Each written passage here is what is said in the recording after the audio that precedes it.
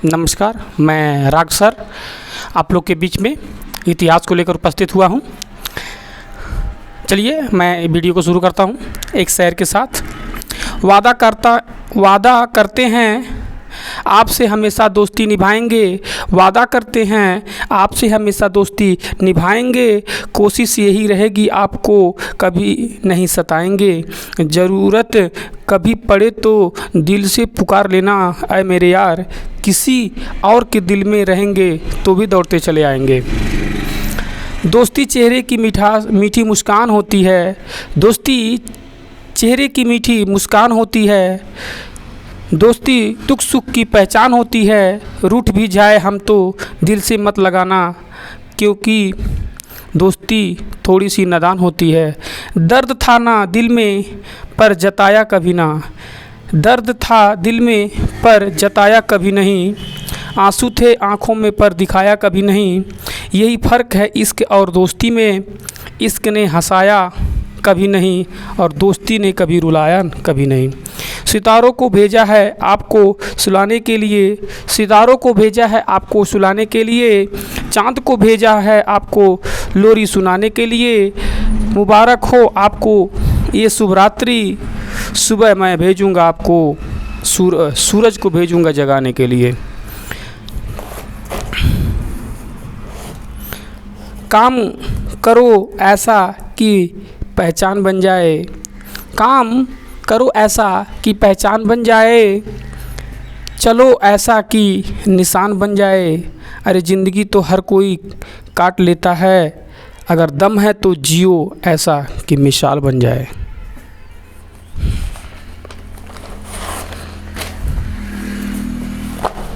ज़िंदगी में सफलता पाने के लिए थोड़ा जोखिम उठाना पड़ता है, ज़िंदगी में सफलता पाने के लिए थोड़ा जोखिम उठाना पड़ता है, सीढ़ियाँ चढ़ते समय ऊपर जाने के लिए नीचे की सीढ़ी से पैर को हटाना पड़ता है।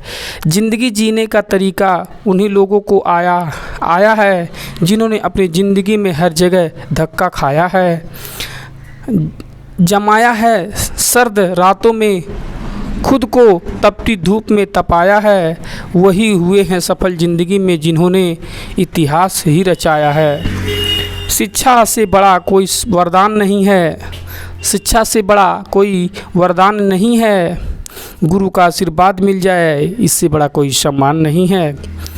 मत कर तमन्ना किसी को पाने की, मत कर तमन्ना किसी को पाने की, बड़ी बेदर्द निगाहें हैं इस ज़माने की, मत कर तमन्ना किसी को पाने की, बड़ी बेदर्द है निगाहें इस ज़माने की, तू खुद को बना काबिल इतना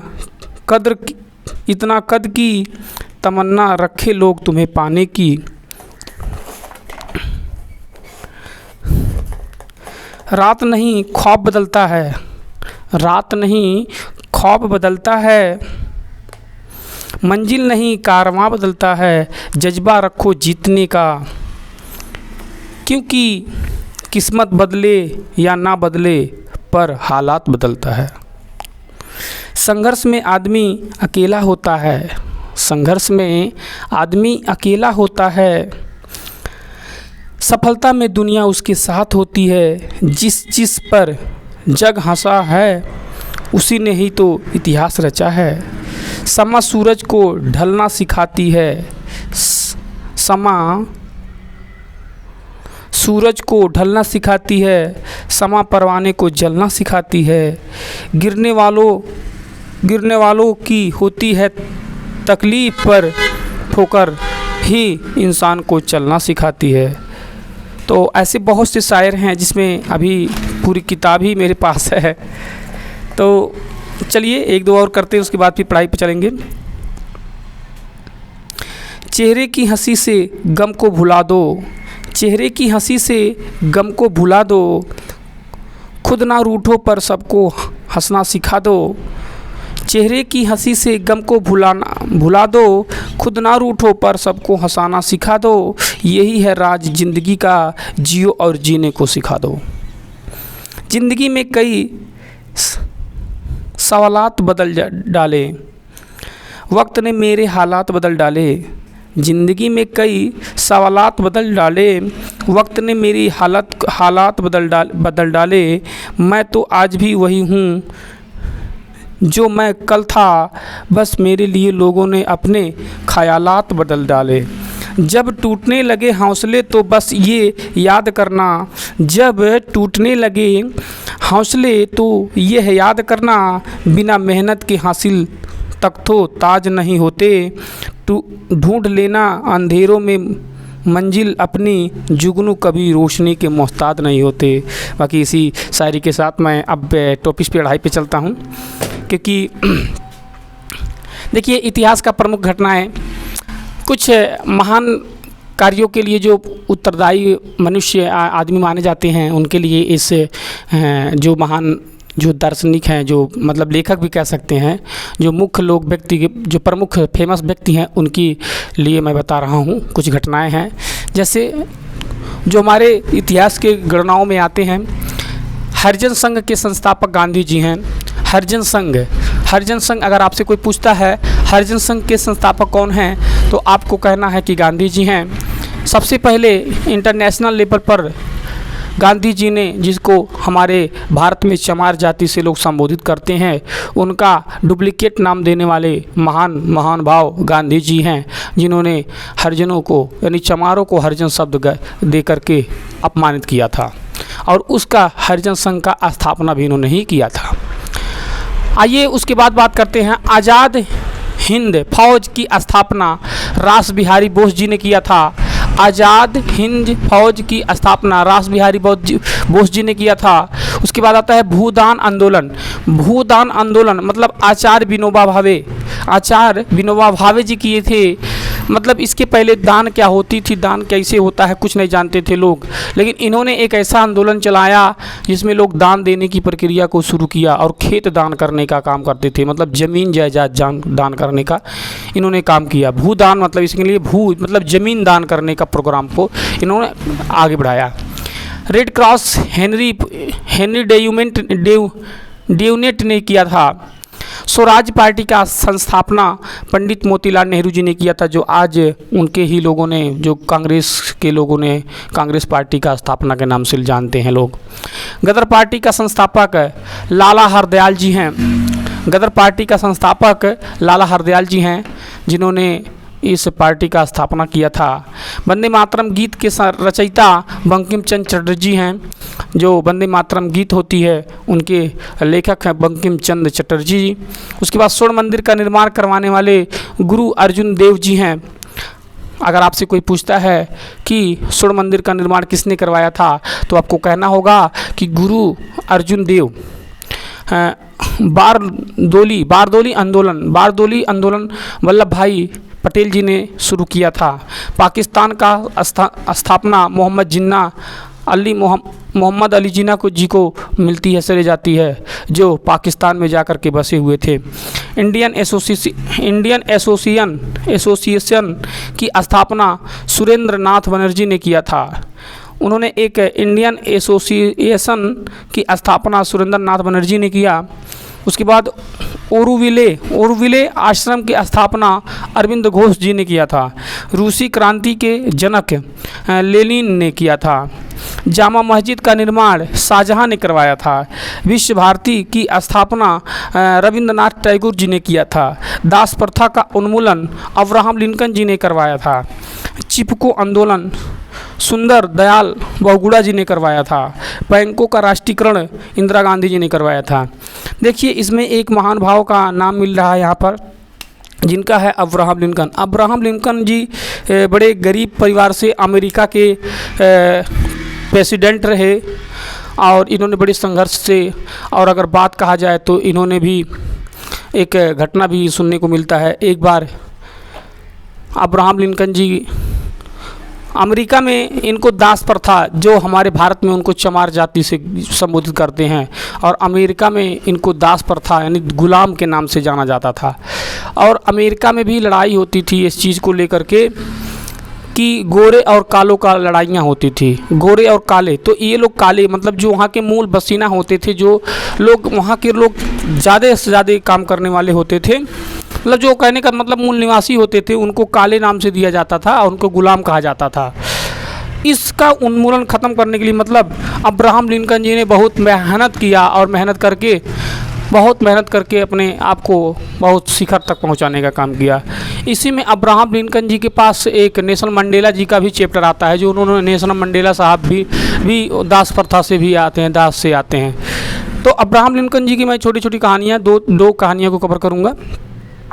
अब्राहम लिंकन जी एक बार इतने गरीब होते थे कि इनकी सौतेली माँ होती थी, लेकिन सौतेली माँ होने के साथ साथ लेकिन इनको ऐसा पता नहीं चला कि इनकी माँ सौतेली हैं। इनकी माँ ने इनको बहुत मानती थी, बहुत जानती थी, और अंगीठी के सामने जब लाइट नहीं हुआ करता था तो जो खाना बनाती थी उस खाना बनाने के दौरान जो लाइटवा जलता था अंगीठिया के नीचे से कोयले से इनको लिखना पढ़ना सिखाती थी।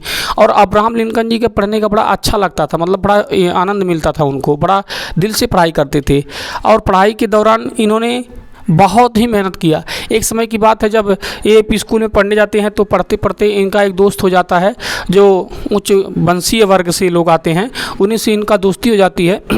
इनके पास पैसा नहीं होता था किताब लेने के लिए, तो किताब उसी का मांग कर लाते हैं, एक दोस्त का मांग कर लाते हैं कि मित्र मुझे किताब दे दीजिए और मेरे पास किताब नहीं है। तो संजोग से वो किताब दे भी देता है और अब्राहम लिंकन साहब अपने घर पर लाते हैं और लेकर आते हैं। तो घर नहीं होता था, तो मतलब इसे मतलब आसमान के खुले आसमान के नीचे पढ़ाई करते थे, ना ऊपर छत ना ऊपर झोपड़ी, कुछ भी नहीं था। तो वो पढ़ते पढ़ते उनकी आंखें लग गई, मतलब नींदें आ गई और उनकी किताब ओस से भीग गई। ओस से भीगने की वजह से जब वो किताब दूसरे दिन लेकर जाते हैं उस दोस्त को देने के लिए, तो दोस्त क्या कहता है कि ये किताब नहीं लूँगा, ले जाओ। तो लिंकन साहब को समझ में आता है कि ये मेरा मित्र बहुत अच्छा है, मुझे एक किताब दे रहा है। और उसके बाद जो ही किताब लेकर के अब्राहम लिंकन साहब आते हैं तब तक दोस्त कहता है सुनो, जा कहाँ रहे हो, किताब ले जाओ, किताब मैं अब तुम्हारा नहीं लूँगा क्योंकि तुमने मेरी किताब को ख़राब कर दिया है और इसके बदले में तुमको हमारे घर 1 महीना काम करना पड़ेगा, हमारे घर नौकरी करना पड़ेगा। लिंकन साहब जी कहते हैं कोई बात नहीं है, हम करेंगे। एक किताब के बदले में लिंकन साहब उनके घर में लगभग 1 महीने तक उनके गाय भैंस मवेशियों के चारा डालना, कचरा उठाना आज जैसे कामों को, और खेतों में कुदाल फावड़ा से चला करके किसानी और खेतों में फसल लगाना जैसे काम को इन्होंने किया। अब्राहम लिंकन जी ने पढ़ाई के दौरान बहुत ज़्यादा मेहनत किया और अब्राहम लिंकन साहब ने इतना पढ़ाई करके बहुत महान हस्तियों में से एक माने जाने लगे। एक समय की बात है, ये पढ़ाई के समय में, आज तो हमारे भारत में जो लोग कहते हैं कि या मोची का तवज्जो नहीं करते हैं, तो इन्होंने एक बार हुआ क्या, बैठे हुए थे और जब इनके पास पैसा नहीं रह गया तो उन्होंने मोची का कारोबार शुरू किया। अमेरिका में मोची का कारोबार शुरू किए, तो एक जगह पे शुरू किए काम। तो शुरू करने के दौरान एक एस्ट्रोलॉजिस्ट मतलब पंडित जो होता है, ज्योतिषी जिसे कहते हैं, वो आ रहा था। तो उन्होंने कहा कि ठीक है, जाते जाते तो उस पंडित का जो चप्पल थी टूट गई और चप्पल टूटने के बाद उन्होंने आए तो हाथ में देते हुए कहा कि ये मेरा चप्पल बना दो मोची। तो लिंकन साहब ने उसको चप्पल को ले करके और बना करके दे देते हैं और कहते हैं कि बाबा एक बात नहीं समझ में आता है, ये वाइट हाउस जो है उसी के सामने मोची का कारोबार करते थे। तो उन्होंने कहा क्या, उन्होंने कहा एक बात बता दीजिए कि मैं कब इस वाइट हाउस में के बेड पर सोऊंगा। तो जो वहाँ का ब्राह्मण पंडित जी थे, पुरोहित जी थे, एस्ट्रोलॉजिस्ट जो था, वो उसको नीचे से ऊपर तक देखने लगा।